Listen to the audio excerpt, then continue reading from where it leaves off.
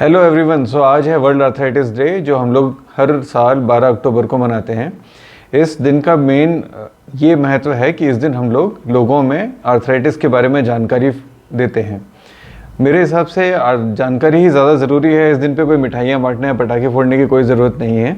लोग अगर ये इस चीज़ के लिए जानकार हो जाएं कि आर्थराइटिस क्या है, हमें उसको कैसे ठीक करना है या हम उसके लिए क्या इलाज ले सकते हैं, तो उससे अच्छी कोई बात हो नहीं सकती जो हम इस दिन पे हम आपको बता सकते हैं। आर्थराइटिस बेसिकली जोड़ों की वो बीमारी है जिसमें जोड़ों में सूजन हो जाती है और ये अलग अलग प्रकार की होती है। कॉमनली जिसको हम ऑस्टियोआर्थराइटिस बोलते हैं वो सिर्फ जोड़ों का डीजनरेशन है, यानी उम्र के साथ में जोड़ों में कुछ ऐसे चेंजेस आते हैं जिसमें कार्टिलेज घिस जाता है। जबकि दूसरी आर्थराइटिस होती है जिसे हम गठिया बोलते हैं, जो इन्फ्लेमेशन के कारण होती है, यानी जोड़ों में सूजन आने के कारण।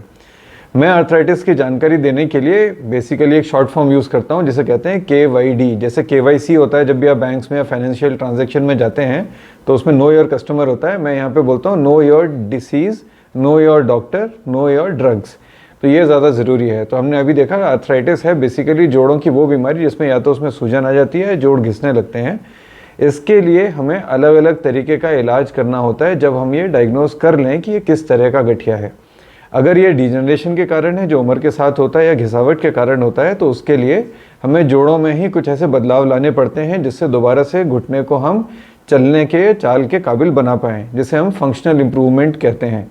उसमें सबसे इम्पॉर्टेंट है जो लोग पूछते हैं कि क्या हम चलना फिरना बंद कर दें अगर हमारे जोड़ों में दर्द हो रहा है या डिजनरेशन हो गया है। तो बिल्कुल नहीं, चलने से बहुत अच्छे फ़ायदे होते हैं। जैसे उसके अंदर जो तरल पदार्थ होता है जिसे हम साइनोवियल फ्लूइड कहते हैं, वो उसका मूवमेंट अच्छा हो जाता है, जिससे कार्टिलेज का न्यूट्रिशन बढ़ता है। चलने फिरने से हमारी मसल्स भी एक्टिव रहती हैं और चलने से थोड़ा वज़न भी कंट्रोल रहता है, तो जोड़ों के ऊपर स्ट्रेस कम हो जाता है। तो चलने के बहुत फ़ायदे हैं। इसके अलावा लोगों का कॉमनली ये होता है कि हम क्या खाएँ और क्या नहीं खाएँ। आर्थराइटिस के लिए कोई भी चीज़ मना नहीं है, लेकिन अगर हम लोग हरी चाय जिसे ग्रीन टी कहते हैं या फिर कुछ berries, blackberry, Raspberry, strawberry, blueberry, जो भी आप खाएं उसमें एंथ्रोसायनिन्स होते हैं जो हमारे लिए एंटीऑक्सीडेंट का काम करते हैं और जोड़ों के स्वास्थ्य के लिए अच्छे लाभदायक होते हैं। इसके अलावा केला भी खा सकते हैं जिन फ्रूट्स में मैग्नीशियम ज़्यादा हो। आजकल तो इंटरनेट सबके पास है, कभी भी खोलिए फ़ोन, उसमें देखिए किन फ्रूट्स में मैग्नीशियम ज़्यादा है, उनका सेवन ज़्यादा कर सकते हैं। इनिशियल स्टेज में आर्थराइटिस के लिए हम लोग सिम्टोमेटिक इलाज ही देते हैं। आर्थराइटिस मतलब ऑस्टियोआर्थराइटिस, उसके लिए जिसमें functional improvement, muscle strength improvement की ही ज़रूरत होती है और थोड़े से ऐसी दवाइयाँ होती हैं जिनसे हम जोड़ों के स्वास्थ्य को इम्प्रूव कर सकते हैं। अगर बहुत ही लेट स्टेज हो जाए या एडवांस डिसीज़ हो जाए तो उस केस में फिर जोड़ को बदलना पड़ता है, जिसमें हम जॉइंट रिप्लेसमेंट करते हैं। जैसे ये इसमें नी रिप्लेसमेंट में हम लोग जो ख़राब पोर्शन होता है बोन का, उसको निकाल देते हैं और उसके बाद दूसरा वाला पोर्शन जो अच्छा जोड़ है उसको लगा लेते हैं।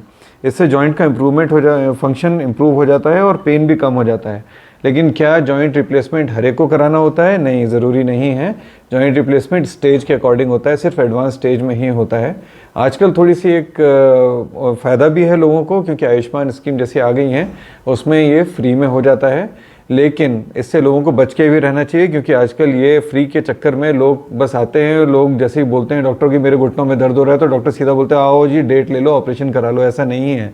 काफ़ी लोगों को बिना ऑपरेशन के भी फ़ायदा होता है और वो अपने आप को ध्यान रखना ज़रूरी है आपको, कि अगर अभी स्टार्टिंग ही है, शुरुआत में ही पेन है, आप थोड़ा बहुत काम कर सकते हैं, आपको पेन किलर की ज़्यादा रिक्वायरमेंट नहीं है, तो आपको नी रिप्लेसमेंट की ज़रूरत भी मोस्ट लाइकली नहीं है। ठीक है, तो इस चीज़ से भी बचना और इसकी जानकारी लेना ज़रूरी है। तो नो योर डिसीज़ भी हो गया, नो योर ड्रग्स और ट्रीटमेंट भी हो गया। तीसरा है नो योर डॉक्टर। अपने डॉक्टर के बारे में पता करिए कि वो लोग कैसे और कितना आगे इम्प्रूवमेंट कर सकते हैं, उनकी क्या क्वालिफ़िकेशन है और कैसे वो आगे आपको बेटर इलाज दे सकते हैं। अगर आपको इलाज समझ आता है, डॉक्टर का लगता है कि लॉजिकल इलाज है, तभी करिए, सीधा ऑपरेशन के गड्ढे में मत घुसिए। दूसरी बीमारी थी हमारी जिसमें जोड़ों में सूजन आ जाती है, इन्फ्लेमेटरी आर्थराइटिस। उसका इलाज बिल्कुल ही अलग है, उसमें गठिया की दवाइयाँ देते हैं। उस बीमारी में बेसिकली जो जोड़ की झिल्ली होती है उसमें सूजन आ जाती है जो जोड़ को खा रही होती है, तो हमें उस झिल्ली को ठीक करना होता है। उसका मेनली मेडिकल इलाज है। अगर वो बीमारी मेडिकल इलाज से नहीं ठीक हो सकती या नहीं हुई या फिर आपने लेट इलाज शुरू किया, उस केस में आपका जोड़ डेफिनेटली ख़राब हो जाता है, तब मेडिकल इलाज काम नहीं करता है, फिर उसमें भी जॉइंट रिप्लेसमेंट करा जा सकता है। तो ये थी हमारी बेसिकली आर्थराइटिस के बारे में शॉर्ट में जानकारी। होपफुली ये आपके लिए बहुत लाभदायक होगी और आपको इससे काफ़ी कुछ सीखने को मिला होगा। नमस्कार।